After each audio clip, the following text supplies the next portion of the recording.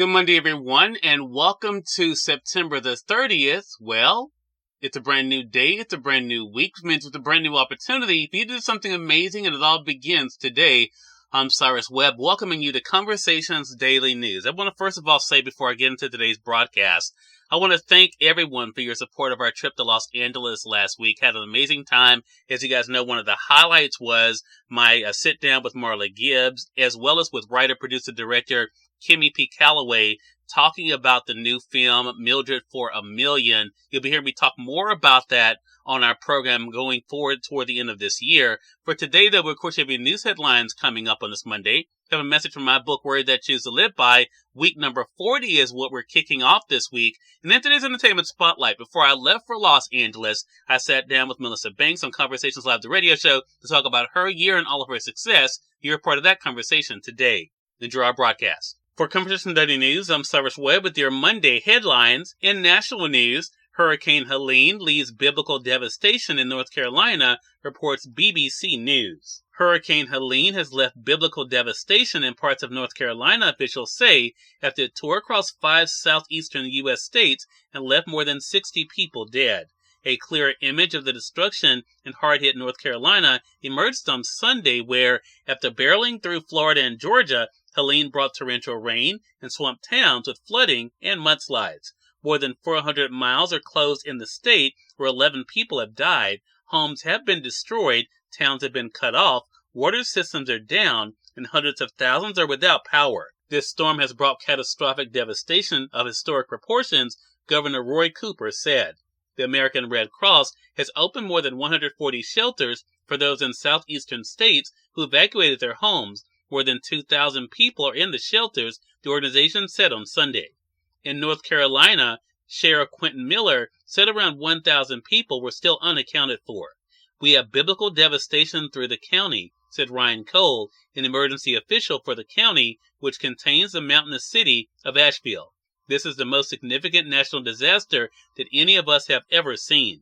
Asheville, which is home to about 94,000 people and is a popular tourist destination, was largely cut off by flooding on Saturday after Helene ripped through the region as a tropical storm. Rescue operations were ongoing in North Carolina, and supplies, including food and water, were being delivered by air to affected areas that cannot be reached due to closed roads. The North Carolina National Guard has rescued more than 119 people, including one infant, according to Major General Todd Hunt. He said the largest rescue was of 41 people north of Asheville. In more national news, Whoopi Goldberg pays tribute to her late Sister Act co-star Maggie Smith after her death at 89, reports the New York Post. Whoopi Goldberg honored her late Sister Act co-star Maggie Smith after her death Friday at the age of 89. Maggie Smith was a great woman and a brilliant actress. I still can't believe I was lucky enough to work with the one-of-a-kind, the 68-year-old Goldberg wrote on Instagram. My heartfelt condolences go out to the family. Rest in peace.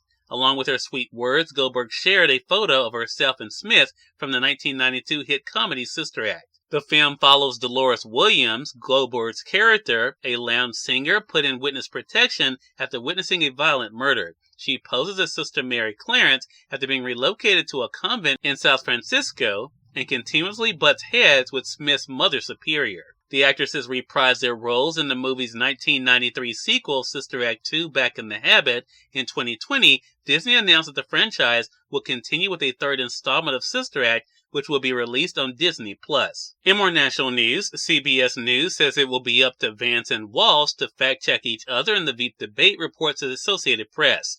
CBS News, hosting vice presidential candidates J.D. Vance and Tim Walsh for the general election campaign's third debate this week, says it will be up to the politicians, not the moderators, to check the facts of their opponents. The 90-minute debate, scheduled for 9 p.m. Eastern on Tuesday in a Manhattan studio that once hosted the children's program Captain Kangaroo, will be moderated by the outgoing CBS Evening News anchor Norah O'Donnell and Face the Nation host Margaret Brennan. In business news, Dow sets a record as Wall Street drifts to the finish of another winning week, reports the Associated Press. U.S. stocks closed another record-setting week with a muted performance Friday as hope built on Wall Street that the U.S. economy can manage the rare feat of suppressing high inflation without causing a recession. The S&P 500 edged down by 0.1% from its all-time high set the day before, its 42nd of the year so far. The Dow Jones Industrial Average rose 137 points, or 0.3%, to set its own record,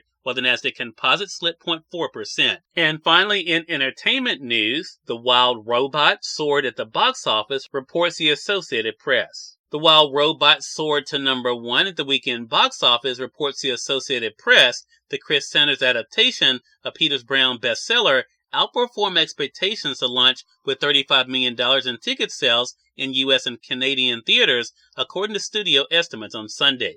Wild Robot was poised to do well after critics raved about the story of a shipwrecked robot who raises an orphan gosling. That makes the top 5 movies over the weekend. Number 1, The Wild Robot with $35 million. Number 2, Beetlejuice with $16 million. Transformers 1 with $9 million. Number 4, Devera Part 1 with $5 million. And number 5, Speak No Evil with $4 million. Cyrus Webb, Conversations Daily News. It's now time for a message from my book, Words I Choose to Live By. Enjoy. Good Monday, everyone. I'm Cyrus Webb, and welcome to Words I Choose to Live By. Around you may be darkness, but that doesn't have to be you. You were born to be a light, so let your light shine. Have an amazing Monday. Melissa Banks is featured in today's Entertainment Spotlight right here on the Conversation Daily News. For Conversation Daily News, I'm Cyrus Webb with the Entertainment Spotlight. Master event planner, best-selling author, and entrepreneur Melissa Banks rejoined me on Conversations Live, the radio show, to talk about her extraordinary year. Here's a bit of our conversation. So, Melissa, welcome back to the broadcast. Thank you for having me. Excited to be here. It's always a good time to speak with you, Cyrus. Well, thank you. I appreciate that. Part of this will be for our Newsweek and News segment here at WYAD as we're heading off to Los Angeles. So, Melissa, I definitely want to, first of all, congratulate you on what's been, it seems like every month something big is happening, especially now that you've been doing these Dream Party Lives the past few months. So talk to us about this season, as I mentioned, as in your entrepreneurial journey. You were, of course, people got to know you as a master event planner, but you definitely have branched out into not only doing speaking, but you are now a best-selling author, and now you're doing these live events. What has it been like for you to see how you've been able to continue to evolve as an entrepreneur? It has been quite a journey, and it's a journey that I didn't anticipate, right? So everything is kind of entwining with each other, and it's been so many opportunities this year. This has been such an amazing year. I mean, best-selling author 3 times. So many things have happened, even in the design world as well as in the speaking world, and being able to motivate people. And then the Dream Party Live, which I was kind of pushed into that arena, and I'm so happy for that push. Sometimes you do need to push, and it's been so exciting and fun. It's been quite a year. Yeah, we all need someone who pushes us, there's a difference in being pushed and being pushy, so I think we all need that, someone to give us that push. So I'm excited about that. Whoever that was, I want to say thank you to them. What made you be willing to try something different? Really, it was the pandemic. As you know, when the pandemic came, event planning and design was what I did. That was it. There were no other branches to my business. So when the pandemic hit, and all of a sudden there was no longer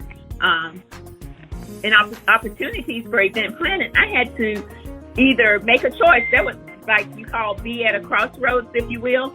I had to decide, is this it for me and my journey and the gift I believe God gave me? Or do I pivot? Do I learn other things? Cyrus Webb, Conversations Daily News. We thank you all for tuning in to this edition of Conversation Daily News. I'm about to get on tomorrow's more news, a message from my book, Words I Choose to Live By, and of course, the Entertainment Spotlight. Until then, I'm your host, Cyrus Webb, saying as always, enjoy your day, enjoy your life, enjoy your world. Thank you all for choosing Conversation Daily News today. Now let's go make today amazing. Take care.